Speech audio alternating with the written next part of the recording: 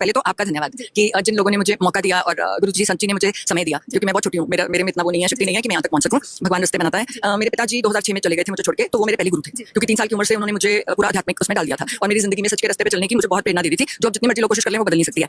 तो real life में जब तुम अपने पिता जैसे और उससे बहुत ऊंचे पहुंचे हुए संत को मिलते हो तो तुम्हारे अंदर से एक आवाज आती है कि जल्दी से जाओ उनकी शरण में। मैंने कहा पिता को मिल गया, भगवान को मिल गया और बहुत बड़ी प्रेरणा ली है सेवा की। मैं तो कह रही हूँ क्योंकि ये सबसे ऊपर भक्ति, उसके बाद सेवा, सेल्फलेस सेवा। अगर भगवान की मर्जी में सेवा हुई तो थोड़ी देर सेवा करूंगी, पर मेरा जिंदगी का मकसद सिर्फ भक्ति है।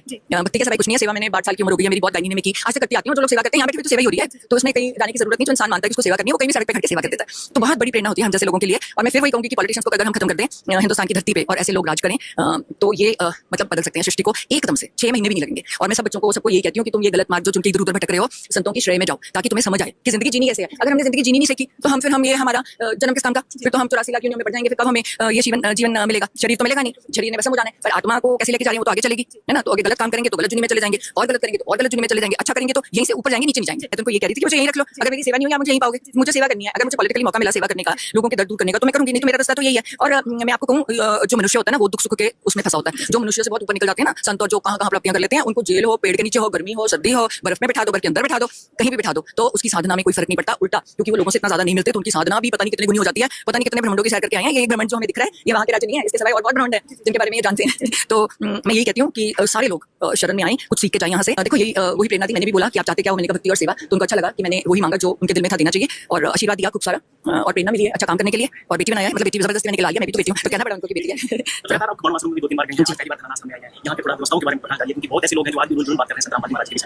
देखो जो लोग पापी है ना, अब उनका पाप लिखा हुआ है, हम उसको धो नहीं सकते। कोई क्या बोल रहा है उससे कोई फर्क नहीं पड़ता कि तुम क्या हो। आप जितने ऊपर जाओगे ना तो ये सृष्टि ऐसी है, यहाँ पे लोग इतने फ्रस्ट्रेटेड हैं, वो आपको नीचे खींचने की कोशिश करेंगे। पर जो सच है ना, सच को कहीं भी प्रमाणित करने की जरूरत नहीं। सच सच है और सच्ची भगवान है, और सच ही सच है।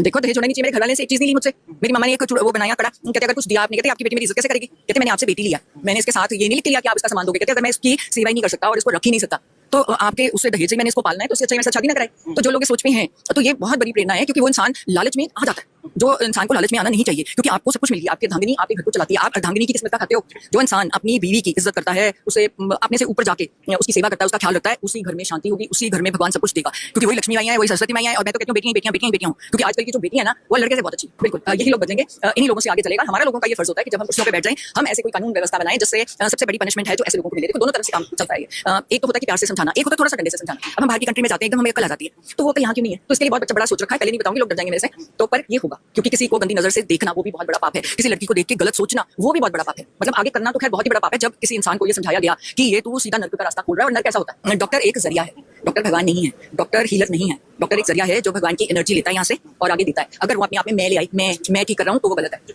वहीं आपकी एनर्जी ब्लॉक हो जाती है। और जो इस बात को याद रखे कि भगवान ने तुझे चुन के अपने खास बंदों में चुन के तुझे सेवा के लिए डाला है, पर ये वाला हाथ और ये वाला हाथ भूलना चाहिए। क्योंकि जब भी बड़ा वो खुश होकर कहते थे ना, और यार 3 बच्चे थे मैंने कर लिया, अगले दिन ऐसा चपेड़ा पड़ता था ना, फिर कहना पड़ता था भगवान भगवान तू बता ले। वो भगवान हर बात पे रियलाइज कर देता है, उसी का नाम है, जिसको वो चाहता है वही ठीक होता है। तुम एक जरिया हो, तो जो जरिया भी भगवान ने भेजा है कि जिसकी लिखी होती है, हम उसमें एक दान कर देते हैं। थोड़ा सा हमारा हल्का सा हो जाता है कि हम उसमें अपना योगदान डालें। कि जितने उधर नेता हैं जिनको मेरे साथ लड़ना पड़ेगा, जिनको मैंने कहा है कि ये मेरी नेतागिरी नहीं है, इस बार मेरी एक स्पिरिचुअल रेवोल्यूशन है, जहां मैं चाह रही हूं कि हर इंसान अपनी आत्मा को जगाए। और जिनकी अभी जागी नहीं हुई है, तो मैंने पहले कह रही हूं कि ट्रकों बसों भेज के यहाँ भेज देंगे। जब संत जी क्लियर कर देंगे कि ये बंदे अब हो गए हैं, उनको हम वापस ले जाएंगे। क्योंकि वैसे भेड़िए जो ऐसी सीटों पर बैठ जाते हैं उनका नुकसान है। देखो भगवान के लिए अपने सारे बच्चे बराबर हैं, और भगवान चाहता है कि कल का भूला भी आज भूल मान के आ जाए, तो मैं तो उसी को तो तासु ठीक कर दूंगा। तो मैं भी ये चाह रही हूँ कि जो लोग भी पॉलिटिक्स में आए हैं, सेवा भाव से आए हैं, पर गलत रास्ते पे चल पड़े, अगर वो मार्गदर्शन ले लें। पहले राजा महाराजा कैसे राज करते थे, ब्राह्मण बैठते थे, उनसे बहुत कुछ करवाते थे, है ना। संत भी रहते थे, उनकी सुनते थे। आज कहाँ है? जब तक तुम किसी संत की शरण में नहीं जाते तब तक तुम सेवा नहीं कर सकते, क्योंकि उसके बीच में कहीं ना कहीं कोई ना कोई लालच या कोई ना कोई जबरदस्ती तुम्हारे मन में आ जाता है। पर जब तुम यहाँ आते हो ना, तुम्हारा दिमाग खुल जाता है कि नहीं, मुझे कोई कॉम्प्रोमाइज नहीं करना, क्योंकि मुझे भगवान ने चुन के यहाँ भेजा है। मुझे लोगों को इंसाफ देना है, भूखों को खाना खिलाना है, जो बेजुबान जानवर है उनकी रक्षा करनी है, क्योंकि मुझे चुना गया उनके लिए